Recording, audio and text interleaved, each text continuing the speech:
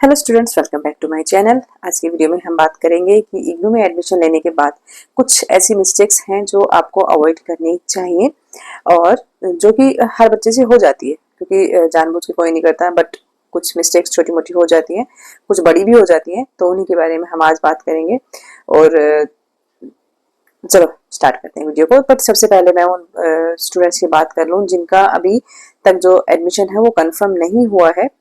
तो आप थोड़ा सा और वेट कर लो कि बाकी जो मोस्ट प्रोबेबली आपका एडमिशन जल्दी ही कंफर्म हो जाएगा।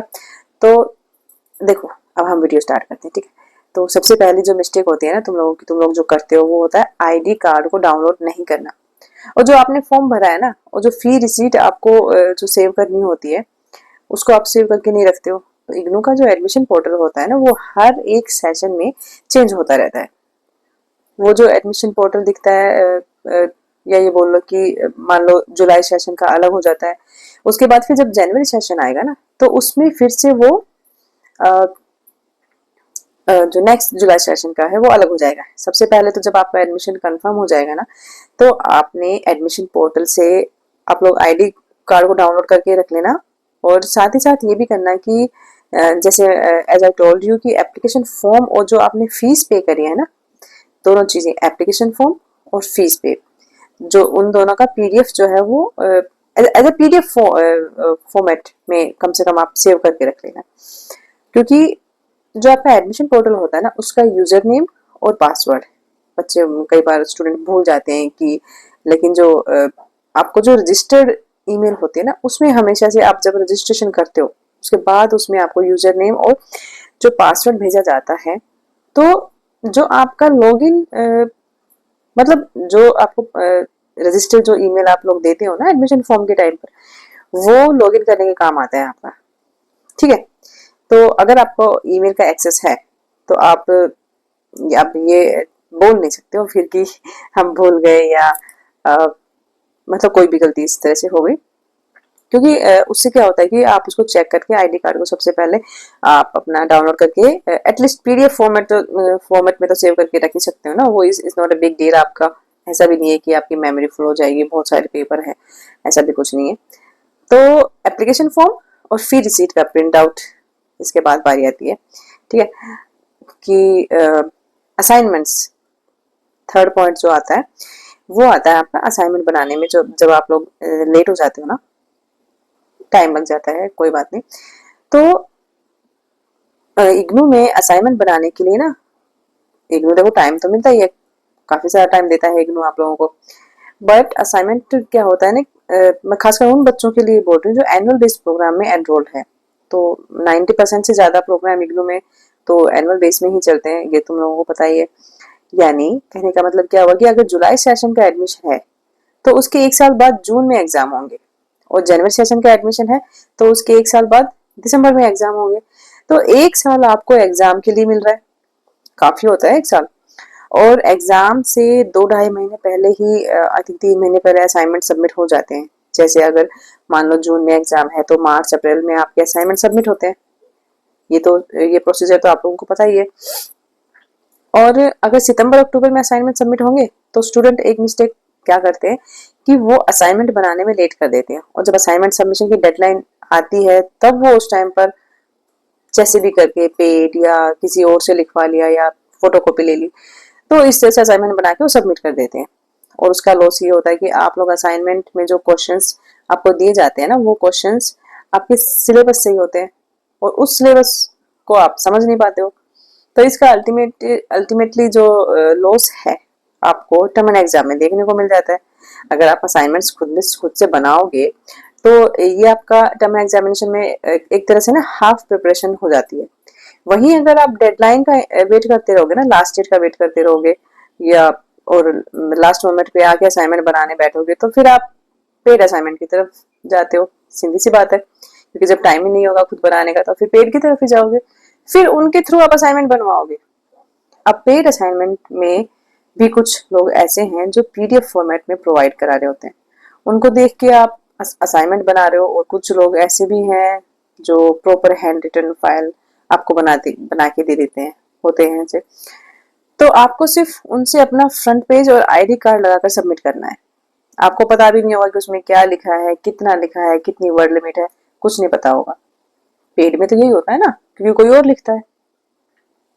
तो ये असाइनमेंट प्रिपरेशन की गलती आप लोग मत करना, अच्छा रहेगा आप लोगों के लिए। इसके बाद बारी आती है फोर्थ पॉइंट जो हम डिस्कस करेंगे। इग्नू में एडमिशन लेने के बाद बहुत से स्टूडेंट क्या करते हैं कि जो रजिस्टर्ड उनका जो ईमेल और फोन नंबर होता है ना, वो बंद हो जाता है कई बार। तो उनका उन्होंने फोन चेंज, मान लो फोन नंबर चेंज कर दिया या ईमेल आईडी का पासवर्ड ही भूल गए, तो बहुत ही मतलब ये कह सकते हो कि कैजुअली वो नया ईमेल अपने फोन में लॉगिन कर लेते हैं। पुराने वाला ईमेल का एक्सेस कहाँ गया, मतलब इस चीज पर ध्यान नहीं देते हैं इतना। बट फिर भी कुछ बच्चे ऐसे हैं जो रीजन सेंटर नहीं जा पाते, हालांकि ईमेल आईडी वगैरह चेंज हो जाती है सारी चीजें, बट वो फिर रीजन सेंटर के चक्कर लगाने पड़ते हैं, ये बात तुम लोगों को पता ही है।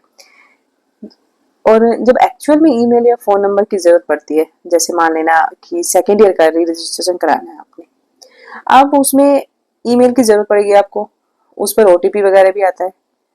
इतने तो तुम लोग टेक्निकल हो, नई जनरेशन है, सबको पता है। तो जब रजिस्ट्रेशन करने करोगे मान लो सडनली, तो उनको तब उनको जाके याद आएगा कि अरे हमारे ईमेल का तो एक्सेस ही नहीं है। उसके बाद वो चेंज करवाने जाओगे, अगर आपका ईमेल या फोन नंबर बंद भी पड़ा है या आपने वो नंबर यूज करना बंद कर दिया, तो आपकी मिस्टेक से नहीं, वो वैसे ही बंद हो गया फॉर एग्जाम्पल। तो मेक श्योर कि उसको टाइम से पहले चेंज करा लेना, सो दैट आगे आपको इग्नू में मतलब कोई भी परेशानी ना हो।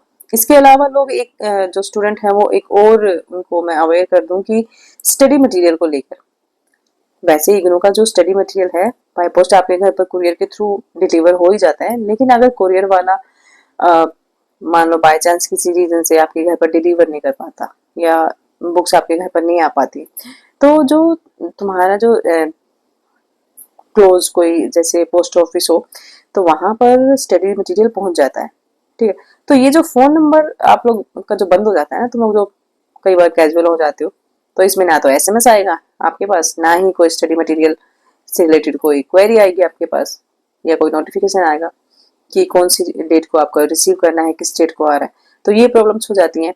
ठीक है, तो ये वाली बात हो गई। फिर दूसरा ये हो जाता है कि जब घर पर ही नहीं आएंगे तो फिर क्या करोगे, फिर उसको लेने के लिए आपको मेन कैंपस में जाना पड़ेगा, मैदान गढ़ी में, वही तो है ना। हालांकि इसमें इग्नू का भी कुछ ना कुछ थोड़ा सा तो उनका भी कैजुअलनेस रहता ही है कि स्टडी मटेरियल भेजने में काफी टाइम लगा देते हैं। इस बार तो बहुत ही ज्यादा टाइम लग रहा है, तो कई बार ये भी होता है कि इग्नू स्टडी मटेरियल गलत भी भेज देता है, हो जाता है क्योंकि क्राउड हो जाता है ना। मान लो बच्चों को हिंदी मीडियम के बच्चे हैं, वो इंग्लिश मीडियम की बुक चली जाती है, कई बार उनके पास किसी और सब्जेक्ट की भी चली जाती है, तो ये इग्नोर की तरफ से थोड़ी सी हो जाती है गलतियां। लेकिन इस वीडियो में जो हम स्टूडेंट्स की मिस्टेक्स की बात कर रहे हैं, तो स्टूडेंट ओरिएंटेड होकर हम बात करेंगे, हम अपनी यूनिवर्सिटी की बुराई नहीं करेंगे।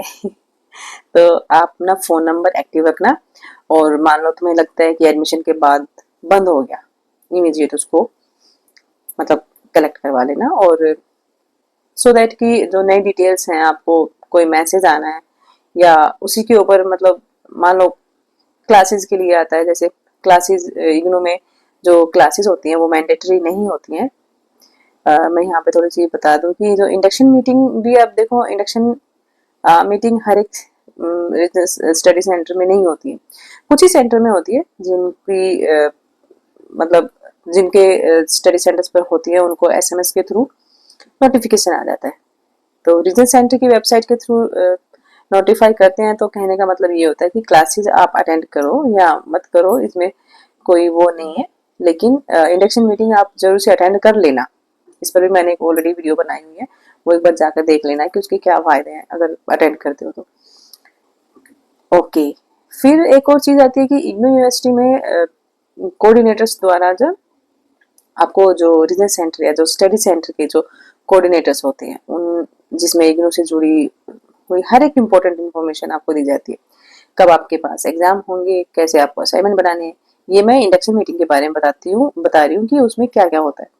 आपको कैसे असाइनमेंट बनाने हैं, कब आपकी डेट शीट आती है, कहाँ एग्जाम दे सकते हो, ये सारी बेसिक इन्फॉर्मेशन जो है वो एक न्यू स्टूडेंट को एक न्यू यूनिवर्सिटी के साथ जब इंट्रोड्यूस होते हो तुम लोग, तो उनको ये चीजें पता होनी चाहिए। तो यही चीजें जो है वो सारी इंडक्शन मीटिंग में आपको बताई जाती हैं। ठीक है, तो ये मीटिंग जरूर अटेंड कर लेना। जिनके भी स्टडी सेंटर में ये मीटिंग्स होती हैं तो आप उसको अटेंड जरूर करना। फिर मान लो इंडक्शन मीटिंग हो गया ये तो। और दूसरी बात आती है कि सेकेंड ईयर के एग्जाम देने के लिए जाते हो, तो उस सेकेंड ईयर के एग्जाम देने के लिए मतलब सेकेंड ईयर का जो एडमिशन इम्पोर्टेंट होता है, तो इग्नू के स्टूडेंट्स को ये अवेयरनेस नहीं होती कि इग्नू के अंदर कोई ईयर बैक की पॉलिसी नहीं होती। अगर आप किसी टाइम किसी ईयर में एक मानो हर एक सब्जेक्ट में फेल हो गए, मानो पूरे उसमें सेमेस्टर में फेल हो गए या एब्सेंट हो जाते हो, तो मैं एक दो सब्जेक्ट की बात नहीं कर रही हूँ, मैं सारे सब्जेक्ट की बात कर रही हूँ, तो वो सब्जेक्ट आपको नेक्स्ट सेशन में कैरी फॉरवर्ड हो जाते हैं। उसके लिए आपका जो नेक्स्ट ईयर में कोई इफेक्ट नहीं पड़ने वाला है। और इसको आप ऐसे बोल सकते हो कि नेक्स्ट ईयर में आप प्रमोट हो जाते हो। ये आपको नॉलेज पता होनी चाहिए, खासकर जो न्यू स्टूडेंट्स हैं। और सो दैट कि भाई जब रजिस्ट्रेशन के फॉर्म निकलेंगे तो आपके मन में ये भी सवाल आ सकता है कि आखिर एग्जाम से पहले कि जो एग्जाम ये जो री रजिस्ट्रेशन क्यों करना चाहिए। तो इन चीज़ों को भी आपको पता होना चाहिए कि एग्जाम हो रहे एक तरफ तो दूसरी तरफ री रजिस्ट्रेशन हो रहे, तो इसमें क्या कनेक्शन क्या है, क्यों होता है, तो इन चीज़ों का पता होना चाहिए तुम्हें। और वो कई बार ये भी होता है कि जब स्टूडेंट्स को ये पता नहीं होता तो एग्जाम देने में तो तुम लोग बिजी हो जाओगे, दिसंबर आ रहा है और एग्जाम के टाइम ही उनके जो तुम्हारे जो री रजिस्ट्रेशन है वो शुरू हो जाते हैं। जब उनकी डेट निकल जाती है तब पता चलता है कि आप लोगों को री रजिस्ट्रेशन भी करना था। तो ये कुछ चीजें हैं कि जो आप लोगों को समझनी चाहिए, क्योंकि अब तुम लोग यूनिवर्सिटी में आ गए हो। और एडमिशन लेने के बाद कुछ स्टूडेंट ये भी बोलते हैं कि हमें इंफॉर्मेशन मिलेगी कहाँ से, हम क्या करें। देखो, जब डिस्टेंस मोड में यूनिवर्सिटी में पढ़ रहे हो, आप किसी रेगुलर यूनिवर्सिटी में नहीं पढ़ रहे हो आप कि teacher day to day basic पर आपको मान लो गाइड करे या आपको इन्फॉर्मेशन दे। तो यहाँ पर आप ओरियल के थ्रू पढ़ रहे हो तो आपको इन्फॉर्मेशन खुद ही लेनी पड़ेगी। आपको इग्नू की ऑफिशियल वेबसाइट है वो चेक करते रहना, डेली आपको रिजल्ट सेंटर है उसकी वेबसाइट चेक करती रहनी है। और आपको बाकी और कुछ नहीं करना है। और हफ्ते में एक बार ईमेल चेक कर लेना, कहीं इग्नू की तरफ से कोई मेल तो नहीं आया, ये देखने के लिए कुछ इंपॉर्टेंट मेल आई हो जिसमें कि आप क्लासेस के लिए ग्रुप्स ज्वाइन करने के लिए लिंक्स भी आ जाता है कई बार, या ऑनलाइन क्लासेस हो रही हैं उनका लिंक्स आ गया, इस तरह के लिंक्स आते हैं ना। तो हफ्ते में एक बार अपना ईमेल चेक कर लेना। और काफी स्टूडेंट को जब वो एडमिशन फॉर्म भरते हैं ना तो ईमेल अपना प्रोवाइड ही नहीं करते हैं। साइबर कैफे से भरवा लिया या किसी फ्रेंड से भरवा लिया या किसी और से मतलब आउटसाइडर से भरवा लिया, तो साइबर कैफे ने वो तो अपना ही ईमेल आईडी डालेगा ना।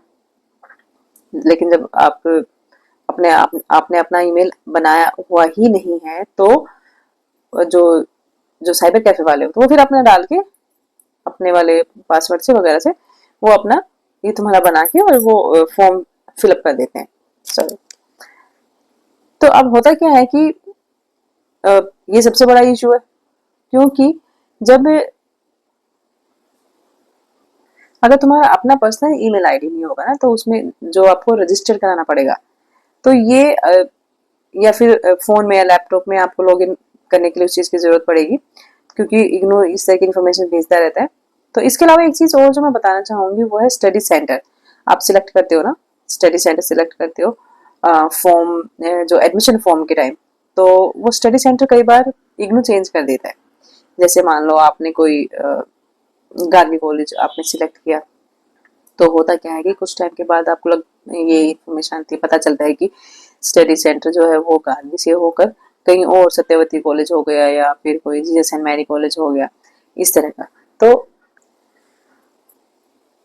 तो फिर होता क्या है कि बच्चे जो है ना वो इस चीज के लिए भी अवेयर नहीं होते हैं।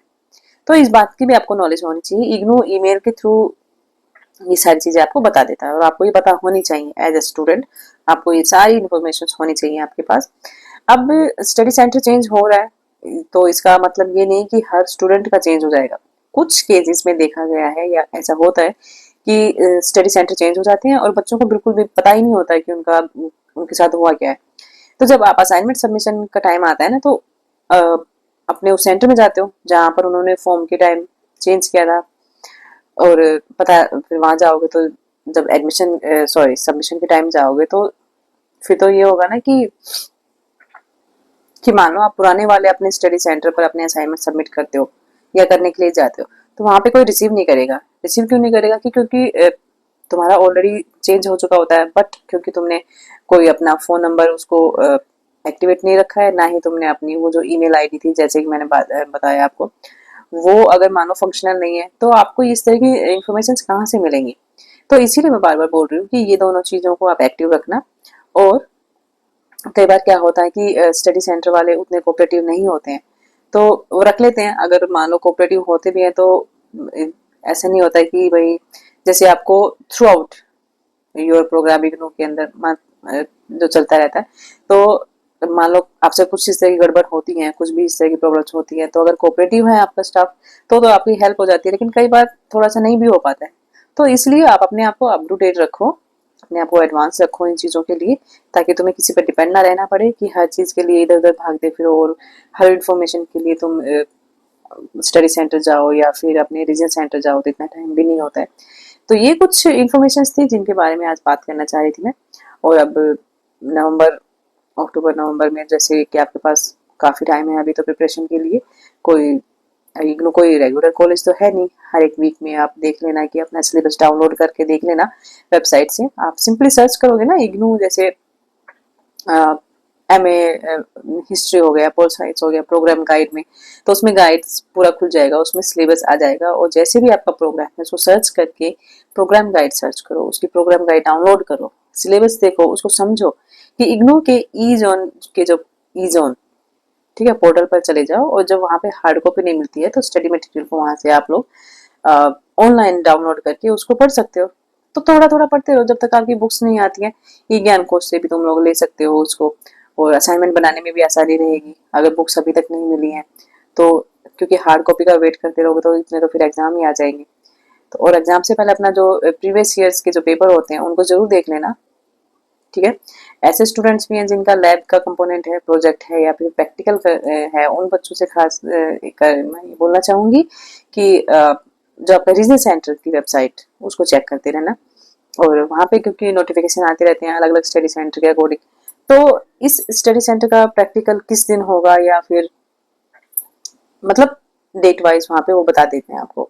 तो अगर आपका रीजनल सेंटर मान लो RC2 है, तो सर्च करके देखना RC2 Delhi website, sorry IGNOU website, तो वो खुल के पूरा सामने आ जाएगा। उसमें से आप अपनी इन्फॉर्मेशन ले सकते हो, वहाँ पे जो भी इम्पोर्टेंट चीज़ें हैं वो सब आपको वहाँ पे पता चल जाएंगी। तो ये कुछ चीज़ें थी जो आप आज की वीडियो में मुझे डिस्कस करना चाह रही थी मैं तुम लोगों से। और बाकी जो इग्नू जुलाई सेशन से रिलेटेड कुछ, जैसे मान लो आपका समर्थ पोर्टल के बारे में, DBID के बारे में, EBCID के बारे में, उन पर ऑलरेडी बात कर चुके हैं, वीडियोस भी पड़ी हुई हैं उस पर, चैनल पे जाके देख लेना। तो बस आज की वीडियो में यही था, और चलो मिलते हैं नेक्स्ट वीडियो में। Thank you and bye bye.